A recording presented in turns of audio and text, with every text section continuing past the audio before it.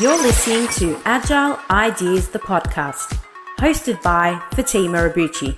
For anyone listening out there not having a good day, please know there is help out there. Hi everyone, and welcome back to another episode of Agile Ideas. I'm Fatima, CEO at Agile Management Office, Mental Health Ambassador, and your host. On today's episode, we have Julie Oliver. Julie lives in Melbourne, is a mother to 2 adults, is a lover of dogs, and an avid coffee drinker. She acts as a mentor for young women in project management and is always up for a chat on anything social change. From a work front, she has 25 years of working in portfolio programs and projects experience across utilities, gas, water, electricity, telco, financial services, insurance, and not-for-profit. She loves all things project management officers and connecting with all the champions across the globe who share this passion. Julie holds over 25 years portfolio program project experience, which means she has also spent time team building in leadership roles of 80 plus project professionals, has overseen governance of $300 million program portfolios, has been a C-suite advisor of EPMO strategy, completed portfolio optimization for enterprise capital investment of $270 million, is a sponsor for portfolio program and project centers of excellence, and has an expertise in a variety of project management methodologies, including Prince2 and PMBOK. Julie is a very interesting and entertaining individual. So please join me in welcoming Julie to the show. Julie, welcome to the show. Thank you so much for having me, Fatima. It's really good to be here.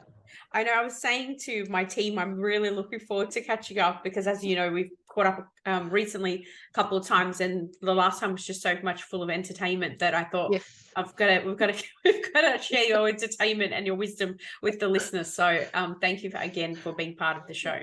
Thank you very much. I've already just got tears in my eyes from a bit of laughter, and we're not even a minute in. So sorry, listeners, but we like to laugh, us too. So thanks again for having me here. It's dangerous, I know, but we'll see how we go.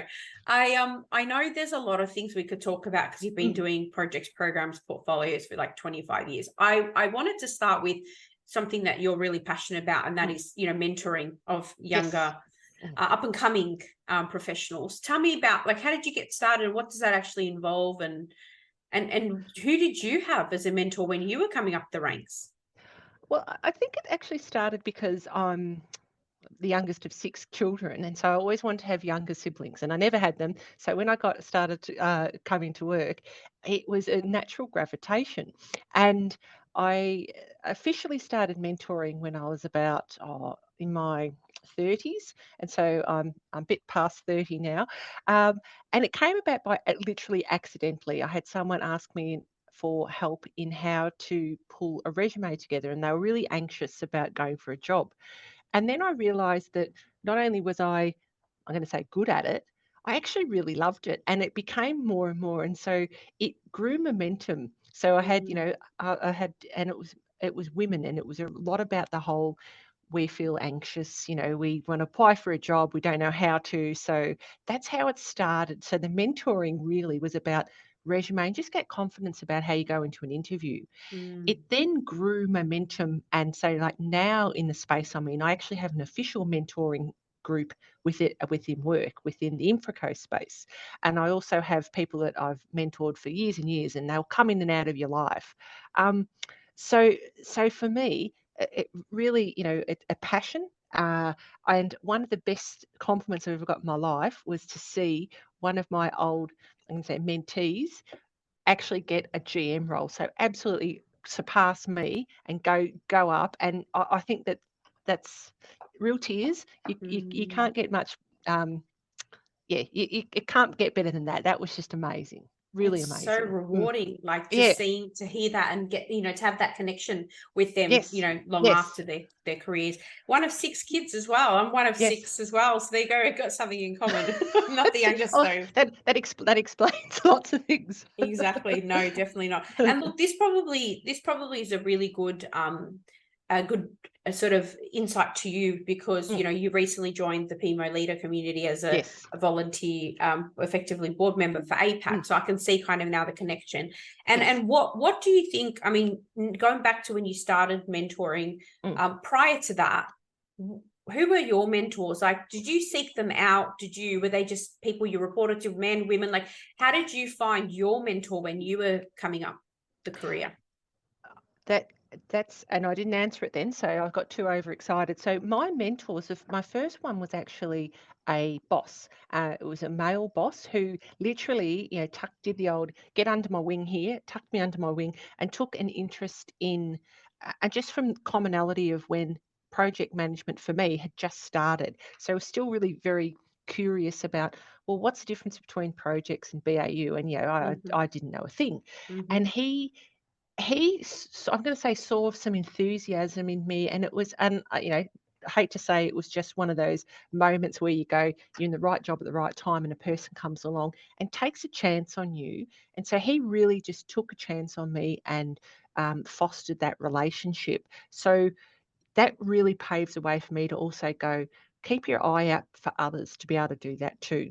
So I had a male mentor to start with, then the most fabulous woman ever, who was my taught me, well, I was going to say everything I know about scheduling. So hopefully I still know some stuff about that. Same thing, took me under my wing, took me under her wing, and really provided guidance. And one of the things too, corrective feedback. And I'm saying corrective because there's of course you want to be encouraged about do things, but if you're doing something wrong, you need to have someone who's got that maturity and be able to give you that.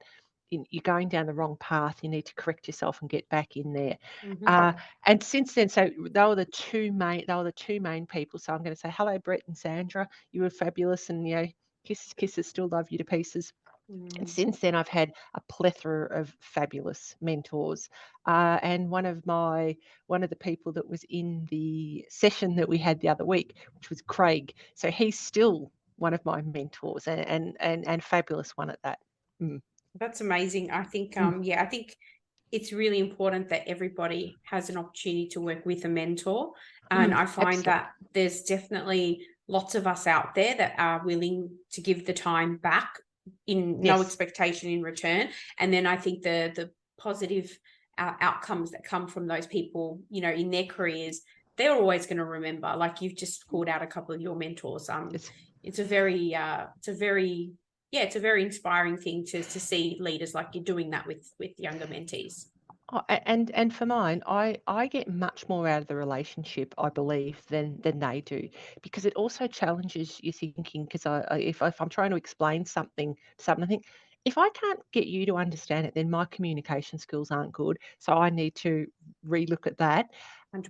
I'm very, very fortunate in where I am now too. I have a couple of grad that do the rotation each year. So I had a male that I mentored last year, and I have a female this year. Fabulous people, young, really, really smart and clever. And then they cock their head to the side and they ask you a question, and you think, I've got no idea. So challenges to go back and actually, really dig deep and find things out. And so you can't help but learn. I thoroughly recommend it to anyone. If you don't think that you've got the skills, or you will be amazed at how much, if you're over about the age of 21, you know something, and you got something to give back. Yeah, absolutely. And like you said, you don't necessarily have to have all the answers as a mentor, as long as you're willing to try to help find that solution. I've actually seen one of my longest term mentees happen to be someone who was a graduate from a university. He was an IT graduate, and then he worked for me when I was contracting, and then he became our first employee in AMO and worked with me for 5 years. And the transformation of these individuals under your wing is just phenomenal. And I've learned more, I think, from him as one example than I would have probably ever known about certain things such as IT and other things like that. So it works both ways. You learn from both each other. That's amazing. Absolutely. And so how did you get into project management office land? Because some of us get there accidentally, some of us seek it out. And I know that it's becoming more popular these days, but where was your first role in the PMO world, and how did you come across it? a complete accident. So back to good segue. So back to the person I was talking about before, whose name was Brett. We actually set up a PMO, and it wasn't even called a PMO, but it was absolutely a PMO. And we worked in a training organisation, and what we had to do was schedule. How's this? Trainers, resources to activities, training courses, and there was all those things that came with that. So the whole, have we got our demand? Who's our supply? Who's our customers? And before you knew it, it literally after about a year or so, I went, hang on a sec, I'm doing this thing, and it's projecting management, but it's kind of a bit of a control thing as well. And where is it? And it wasn't. I then moved into scheduling, as in full-time scheduling, Microsoft project. Let's have a massive, big training rollout across the country. It was one of those big companies. There was, like 20,000 people that needed to be provisioned, learn about this provisioning system. It was actually where I am now. It was Telstra. I'm going to say back in the day. So my evolution really came from accidentally doing this first job, which didn't even know it was PMO, but it was, to scheduling, and then starting to actually get the books out and go, wait a minute, what this is PMO, and then from there, becoming much more, informed. So not such an accident, being much more focused about, okay, I need to learn some more skills to get those credentials, but also to, so I knew what I was, dare I say, talking about. It's really good. I was going to ask you, but you've answered already. I was going to ask, like, what was the path you took to try to get more information? Because similar to you, had no idea what the word project management office was, 15, 20 years ago. And then now it's like, it's probably the same question that many people ask. So it's very interesting, but going out and seeking learning to be better at that and understand that is really good. Were there any sort of early mistakes that you or others made in and around the PMO space that you could share? Well, if you say, when you say early, do you mean like by today? Then yeah, there's plenty. So, Well, even one that stands out for you, but I know, like, there's so many that when you're just learning that yes. you do, and I'm sure you've got some. I've got some crazy ones, but I'm sure Oh, you've got some too.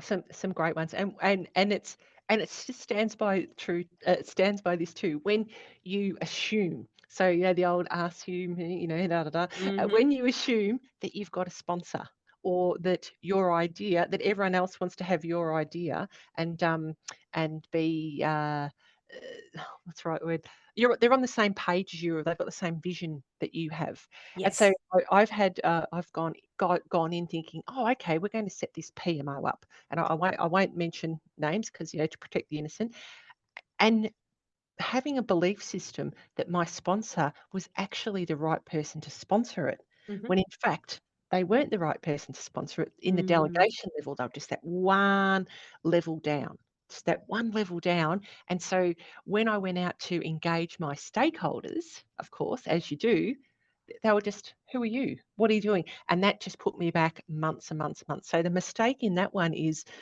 I hadn't done my homework. So like on you, hadn't done my homework, hadn't engaged my stakeholders because I didn't have the right sponsor. So all those things that you just, you tick off when you're trying to set up a PMO or a project. Did it failed spectacularly. It put me back months and months, and I had to pretty much do the old start again from day zero. And I think that's the thing for everyone, is to go be honest about that and say these things happen. But also, and they'll happen again and again, but it's learn quicker. I think I've picked it up, and so now when I look around, I go, hang on a sec, something doesn't feel right. The old trust your instincts, because as you 100%. do it a bit more, it happens. It's you mightn't wait 3 months because I was being too polite. There's another thing. Too polite was a mistake, and going, oh no, it doesn't feel right, but I won't rock the boat until it was like, nah, that boat needs a good rock. It's so funny because I know you're obviously referring to a story very early on in your career, and you've been doing this for 25 years. But it's so fascinating that 25 years ago you were having problems with sponsors, and it's still the same problem that a lot of PMOs face. So we haven't grown very much by the sounds of it. But there you go. No, I was going to say, people are people, and we have these what's right, like you do lessons learned. I remember people saying like, "Oh, all lessons unlearned." Yes, And yes, that's yes. that's it. Postmortems and pre-mortems. Yes, yep. And there It's probably should be more pre-mortems, but we can't. We've got egos. We can't help yeah, ourselves. We go, 100%. "Oh, I know how to do this," and then you just go, Yes, "You've just done this. You haven't listened to yourself. You've just done the same thing. All you've learned yes. is to recover a bit quicker, which is good. Yes, Still not 100%. perfect though." Yeah, it makes it really difficult because I can remember many times where I had similar sort of situations where, the sponsor either by choice doesn't want to get it or get involved, or, Yes. they just don't have the experience or training or knowledge that, we so often have. So So what would you do, or what would you recommend to someone who's in that situation now? Like, how would you get around that if you can't really replace your sponsor? that's that, and it's funny that you're saying that because it's one of those things that I've got on at the moment about how do you and we went through in the session, which is a bit of a plug for everyone. If you haven't seen the PMO leader, there was a great and I'm going to say from Guy Guy. Thorpe? Yeah, Guy yep. Thorpe, the plug Yes. for you, Guy, magnificent, and about different sponsors. So my recommendation for people is you're not going to change. Your sponsor is your sponsor. So once again, what makes them tick? What motivates them? And most of the time, it's we want to be successful. They don't want to sabotage their own work, but they may not actually appreciate, and appreciates might be the right word, of what they're doing Mm-hmm. and what the power that they hold to make it successful. Mm-hmm. So it's once again back to the psychology, and that's what I'll plug again for Guy. He has these great analogies about the different sponsors you have, and there was a rhino and I'm going to say a zebra. Anyway, please go and have a look at it, everyone. And it really did. You need to go, what is this sponsor? What makes them tick? And that mightn't always be that easy, and you may not get time to them, but you really need to, if you can't talk to them, talk to the people around them, because how are you going to get in the door with them? Because that's that you need to be able to influence them in some way, or or be able to try to give them that attention that they need, because they just want to see value. Yes. They, as you say, they may not understand, they may not necessarily appreciate it. So how do you make them appreciate it? Different people have different ways that you want to talk to them. Yeah. Send me an email. Don't send me an email. Do, like literally do a cartwheel in front of me. Get my attention, however it takes. Maybe not Yes. do a cartwheel, everyone. These days with the acrobatics of stand-ups, I wouldn't be That's surprised someone turns that into a cartwheel. Hey, that's a very good idea. Hang on, I'll just write that down as a note to Exactly. team. Let's start to do that. Yeah. And yeah, so the advice, and I know it's a very sort of loose advice, but it really is. You need to get to know, and projects by nature and PMOs. It's a human connection. So 100%. we can't 100%. everything can't be AI, because that's why we're here. Exactly. That's connection. Communication. It's a Yes. communication, 100%. Mm, Yeah, that's a mm. really good call out. And I think I would add, just don't get your sponsor to be surprised. So don't Oh, have any yeah. surprise, because that will definitely ruin your reputation and your relationship. Mm. They don't like surprises. And what's in it for them? Like you mentioned around value, for sure. Yeah, oh, yeah, yeah, and no surprises, and there's been a few different PMOs that I've worked in and on, which literally that was the logo, no surprises, and that was the thing to say to the executives, Yeah. and because that usually means you are going to embarrass them, Yeah, and absolutely. no one wants to be embarrassed, let No. alone a sponsor who's writing checks. Yeah, 100%. It's Mm. actually really interesting. It gives me a reminder of a story. I was talking to someone last week who was working with one of the executives, and this executive was a lot more engaged. And they actually said to the PMO, I want you to go and inspect some of the green projects. And the person was like, the green, you mean the red projects? Like, no, I want you to go and inspect some of the green projects.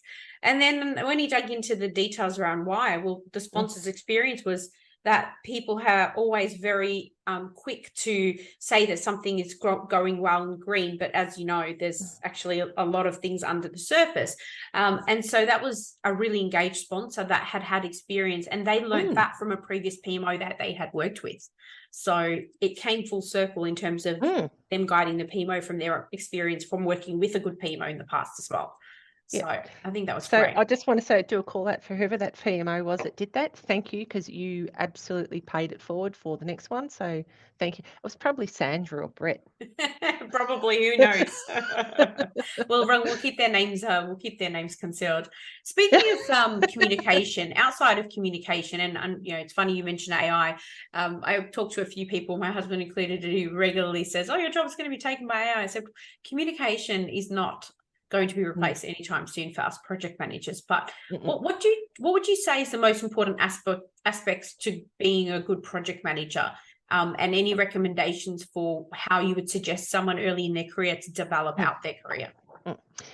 Look, it's the whole, and I'd like to use the term, the dynamics and the mechanics. So the dynamics, like I said, the communication and making sure that you're open, and that just even things like learn the lingo, learn the jargon of the organisation you're in. That doesn't mean you need to be a subject matter expert. So that's not what I'm saying at all. But if you're going to be working on a project within a financial sector, at least have an appreciation of what the different divisions are, even, and how work flows, so that then when you're in meeting with people from a dynamics perspective, you're not intimidated. You can actually understand, because when you're young and fresh, you hear all this jargon and you're just like, whoa, what are they talking about? So that's a good thing, I think, just for a bit of learn that one. The next one from the actual your toolkit. Yeah, you need to work on your toolkit. You need to say, I'm a PM and I've come here and I'm only going to be here for a durations, because you're not there for a business as usual. You might be there for 3 months, you might only be there for a week, but you're there to start and then to finish off. So to have that, and you're being employed or to give a level of assurance and comfort.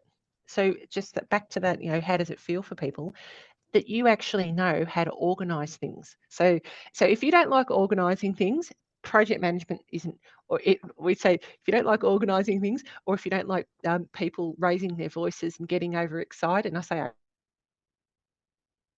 overexcited because I want to say yell, if you don't like that, then it's not for you, because it is a dynamic, and it's, we have compressed time frames, and so it's, your work isn't consistent. It's up and down, and it is that getting robust. So work on how to be robust.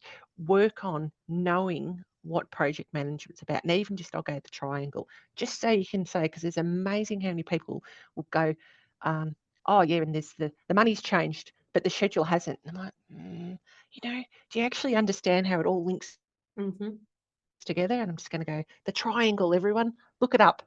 So dynamics, mechanics. Be able to talk to people, and then get your toolkit. You're not always going to be an expert at everything.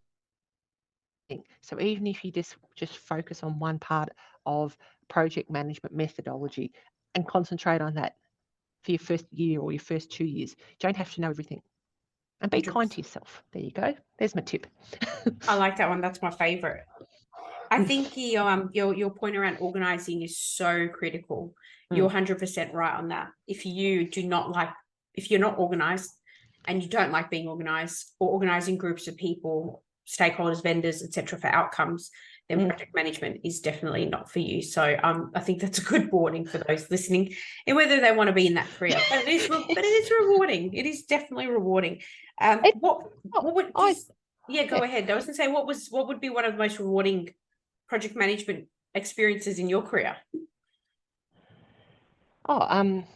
Managing the project, like the human resource aspect of it, I just find, and the variety. So every day there's something new, and Yes. every day I am very fortunate that I usually get to meet a new person, if not every day, at least a few a week, because you'll go into a meeting, and even when we're in just on cameras to each other. Oh, hang on, there's a new person that's from a different organisation, or there's a new person. So always that variety. I absolutely love that. And someone has something new to bring to the table. Even the person you think they're very quiet, they'll still just drop something in there, you think, oh, I've just learnt that. So Mm. it's the people, and you learn something. It's not like the same day. People go, they've just had a year, but it was the same day each day for a whole year. And it's like, Mm. how boring. Yeah, I absolutely. just find project management really, really, really interesting, and sometimes challenging, and sometimes, it breaks people's hearts. Hmm. But, you, you can get over that and then go, and here's a new one, because you can go, that project may not have been for me, but now I've got a new one. Oh, look at that. Something new and interesting I can build. Yeah, absolutely. And it's that Mm, experience of the process. It's not just the outcome. You've done so many different industries, mm. similarly, where you've had the opportunity to work across many. I've mentioned them earlier, but what would you say if you had to pick your most favorite out of the ones you've worked in, and maybe least favorite, and maybe a reason why? Oh, yeah, this is easier. This isn't such a hard thing to answer. And it's not, and the place I am now, fabulous. Fabulous people, love what I'm doing now. My all-time favorite though is been really fortunate to have work in the water industry. And why I love that so much was the product. So Mm, I actually really believed in we'd go like water for life. And so it was just, if you don't have water, you don't exist. And so for me, they had, I said that the companies had the strategy aligned to every day what the work was doing, and I absolutely loved that. And it was led to community. So it was, you those campaigns you see about, turn your tap off and, shower for 3 minutes, and you just brought into it, so it became part of your DNA. It mm, was just amazing. And I'd recommend doing it in a perfect world. If you get the opportunity to go and work for a water board, like, do it, because the initiatives and the just these amazing thinkers in mm, there, mm-hmm. with something that's we're not getting any more water, so we've got to get clever about what we do with it. It's not Yeah, like we can reinvent it. So yeah. that was my favorite industry.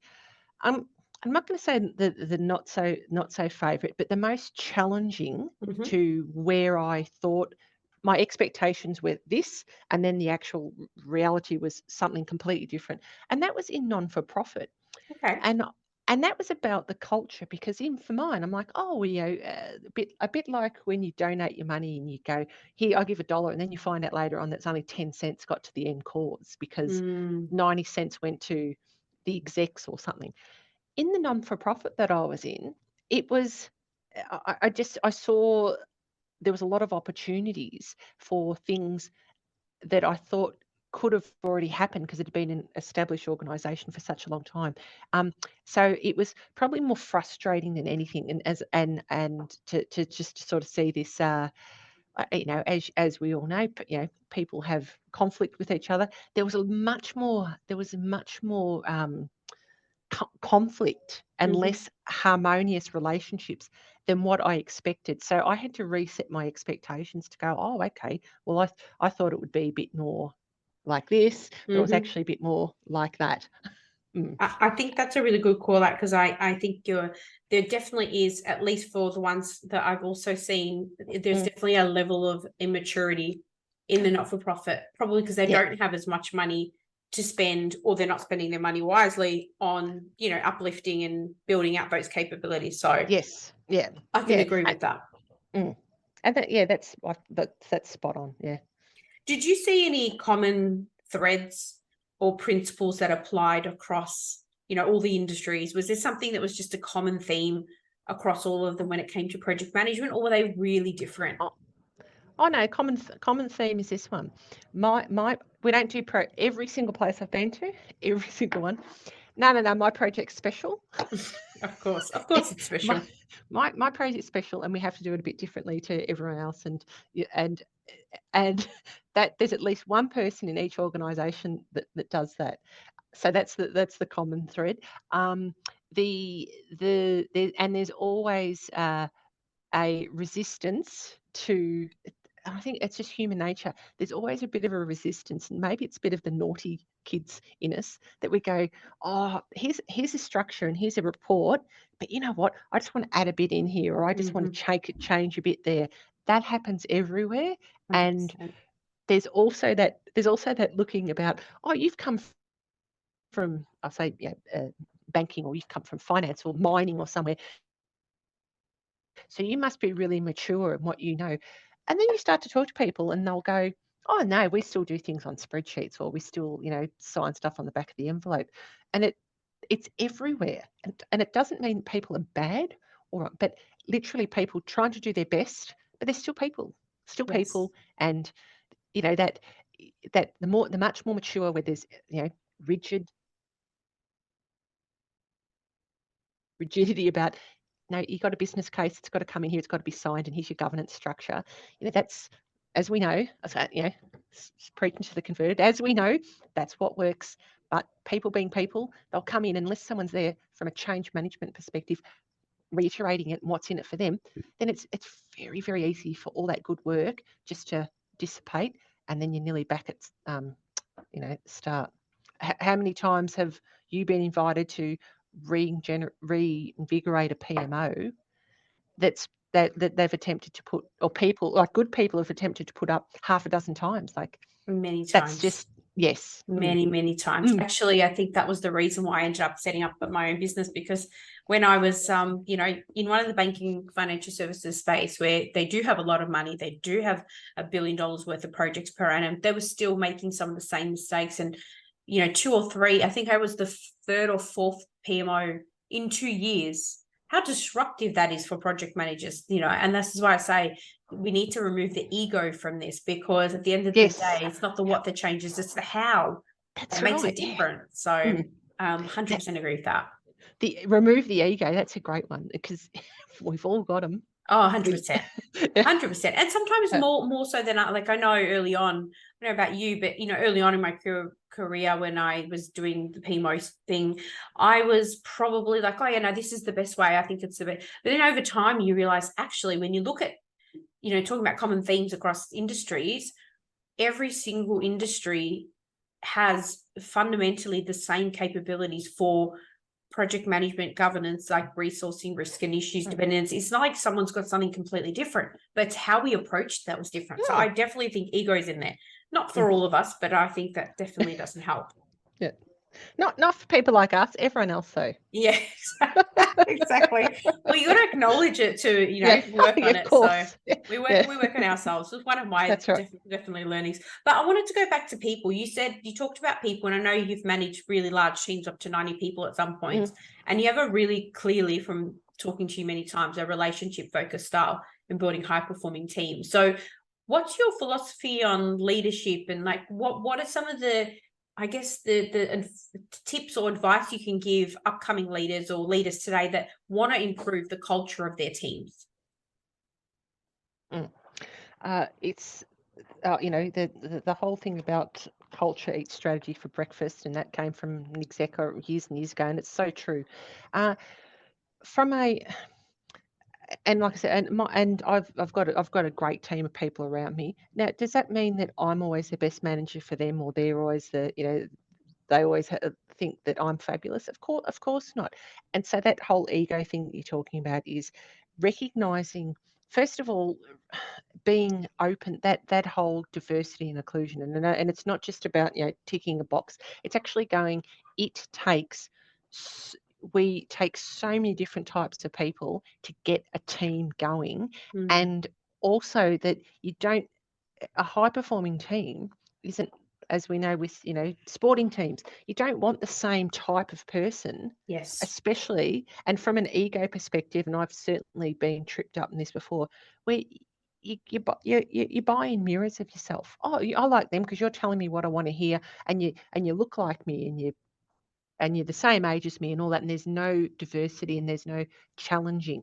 Now, from a culture perspective, then, well, that's a bit, well, you don't evolve, because it's just it's you and your clones. So that one of the biggest things for me is to be able to go, if you've got the option to build a team, cast your net wide and be open to any sorts and all sorts of different people, because that's uh, it brings a richness to your team, and culturally then it opens up people and makes them a bit more, I'm going to say, yeah, open for suggestions. And with that there comes that vulnerability, and also that, oh, all right then, well, I can put an idea up and it's not going to get howled down, because we've all got these different ideas. So that would be one. Yeah, the mechanics, once again, the boring old, what makes a good manager. People want to know boring things like when they get paid. And this might sound ridiculous, but I've worked at different places before where they haven't had pay runs, and we're going, it's Thursday, my pay's not here. So make that just those really those ideal things about your team, looking after your team. Like, it's our job to protect them, nurture them, make sure they're spoken to, just because, and I mean talked about, like, how are you, as in how are you as a person, um, and get the book out again. If you're not too sure, literally get out your management 101. Do my team know what they're doing? Do they know what success is? Do they understand, what their career paths are? And not everyone wants to have a career path. Mm-hmm. Being open to the individual and bringing the individual together. Mm. It's really interesting because all of those things that you say effectively helps build trust. So Yep. I like sort of where that's going. Mm. I don't know if you saw, but there was an article recently about how some leaders just shouldn't be leaders, and I wonder whether maybe there needs to be more done. You're in a really large company. Like, do you guys in your does your company have like leadership programs? I assume they would, being so large. But that's surely very important and should probably be applicable to any size company. Oh, completely. And it's just, it's, and there's also, because there's also, always new research about different dynamics about how you talk to people, Yes. and that's, so there's always something new to learn about how to engage people. So definitely where I am now, they have a massive leadership opportunity, and plus there's also a lot of that self-learning. So it's not just, here's your rigid path, you must go and learn Exactly. A, B, and C. It's Yes. open yourself up. And I don't think this is such a bad thing too, is to have that expectation to say, well, you need to be more curious. And so that curious mindset about, I need to learn a bit more, and then it, it helps develop you, as you're saying, I'm not too sure about how to do performance management, for example. It's always a scary thing for everyone. Go Mm-hmm. and find out. Go and Yes. talk to someone who's done it before. You make sure you know what all your HR rules are, because leading, it's not all about the popping the champagne and having a good time. Sometimes it's having to do the difficult things. Yeah, Mm. 100%. Mm. It's hard work, especially when, you're in the unfortunate situation where you might have to let someone go or deal with a personal issue that they're struggling with, and dealing with empathy with that is Mm. just very challenging. So I think Mm. one of the things I wanted to just get your insight on is, you talked about water before. We know that in the water space, or certainly from what I've seen, that there is some really large, complex capital programs. And I know you've worked Mm-hmm. in very large portfolios. So given your experience in designing and setting up transformation programs and working in governing substantial portfolios, how do you approach governance at the portfolio level that is that large? Like, what changes versus a smaller program from your perspective? Mm. Um, onto, so like the capital works on a big asset, but any, like an infrastructure type of organisation. Yes. I mean, where your purpose is to, when you do projects, is to minimise the risk, because what you'll be building something and you're going to introduce it into the BAU world. So you want to minimise the risk and the disruption. So back to risk management. So and it's interesting because it's one of the discussions that's going on in my current workforce, is about, what's our plan for the next 3 months? What's our capital plan for the next 3 years, 5 years? And it's, well, what's our asset plan and what's the risk? What are we trying to achieve as an organisation? So, and I'll go, forward, bouncing ball back. What's the strategy? Okay, we're in the business to provide safe and clean water, for example, the water industry, and also hygienic sewer services. Right, great, and that's what we want to do, and we know what that's about. We're going to have a definitive amount of money because the water authorities have, which is fabulous, of course, are tightly controlled by the governments because we have to keep our water safe. So there's only a certain amount of money in the bucket. So your capital constraints, it's not just here's your $300 million, go off and spend it. It's what actually does that community need? Is there new paths? New parks that are going to be that need water? Is there going to be new housing? And so all that planning, which is back to make sure you got your risk approach. So it's a whole of the organisation really come together to do that big group plan to be able to do your capex plan. So I don't know if I answered the question then or I just spoke more, but for me, it is long-term planning to get those. You have 1 year capex planning, then you then continue on from on and on. You've got to have that risk-based approach because we need to know if I spend money here, that means I can't spend it there, and what's the impact that's going to have. It's really interesting because it's one of those common questions in interviews around what sort of portfolios have you managed. So the process you've described there, it definitely is greater risk and complexity because of the assets involved. But fundamentally, you probably would apply some of those same principles if you were working on a smaller program or portfolio. Is that fair to say? Oh, absolutely. And the difference about it is you might still have the same risk of not being able to achieve something with a small amount of money. But then it's about sizing. So that complexity and sizing assessment on things. So we might say we've got $200 million to spend, and it's going to take us 3 years. Versus we've got $1 million, but that $1 million is for the security system on the front door or a gate, something like that, which is critical because we can't have we can't have people sort of breaking in, then we may not need to have 5 executives on a steerco for 2 years. We might be able to have 1. And so sizing for your project, sizing for your governance. So they're thinking about just in general, EPMO, PMO. I'm curious because I've definitely seen something that I think is probably the number one capability or process area. What's the number one capability or process area that you go straight to as, or is the most common that needs fixing? Is it the resource management? Is it the financials? Is it the pipeline? Is it demand? What would you say is the number one most common theme across the career? Okay, there hasn't been one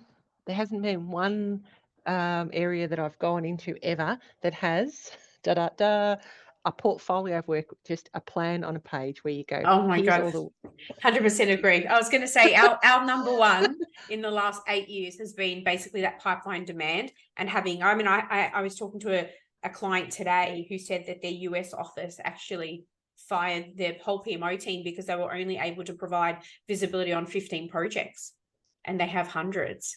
15? So yes, exactly. What have they been doing? Exactly. So that was quite interesting. But there you go. We had literally thinking the same thing. That's partially obvious, probably obvious for a lot of people. Every place. Definitely. So we're almost at the end of our time together. Unfortunately, believe it or not, it's almost been that time. Before we wrap up for today, is there anything else you'd like to share with our listeners, a call to action, a piece of advice, or a question to ponder today? I guess that you're going to say this. The call to action for everyone is, and I will get a bit emotional, so to speak. Is it's a very hectic time in the world at the moment, and there's lots going on, and there's lots of really, we're very. I'm going to say I feel very fortunate. I'm based in Melbourne in Australia, where we have safety is just paramount. It's just taken for granted, whereas a lot of unfortunately across the world there's not that. So where you have that opportunity to be kind to each other, absolutely to do that. I've found that dealing with different people across in different projects, some people are really quite distressed at the moment. Like it's been a really it's yeah, it's kind of it's a hard time, not kind of, like, it's a hard time for a lot of people, and for us that are fortunate enough to be, have roof over our heads and it's nice and safe, like, just be mindful of that, and I'd say that's just a call out for everyone because it's not getting easier, and if you're in the fortunate position that you can just, you know, offer to mentor someone, does someone need a hand? What's going on? Like, take the advantage to do that because while you can, because it's pay it forward. You never know, you might be in the same position yourself. Unfortunately, one day. So I guess that's my key take at, and that mightn't have anything to do with projects, but you know what? That's from my heart. Mm. Thank you for sharing that. Be kind. You've Mm. definitely done that from the first time I met you. So you're definitely putting your words where your mouth Oh, is. thank And you. I'm sure a lot of people can definitely resonate with that. So thank you again for being part of the show. It's been great having you on. It's so good to see you, Fatima. I've enjoyed it, and I could, obviously I could talk for hours, but I'll go now. We both could. Thank you. Thank you so much for listening to this podcast. Please share this with someone or rate it if you enjoyed it. Don't forget to follow us on social media, and to stay up to date with all things Agile ideas, go to our website www.agilemanagementoffice.com. I hope you've been able to learn, feel, or be inspired today. Until next time, what's your Agile idea?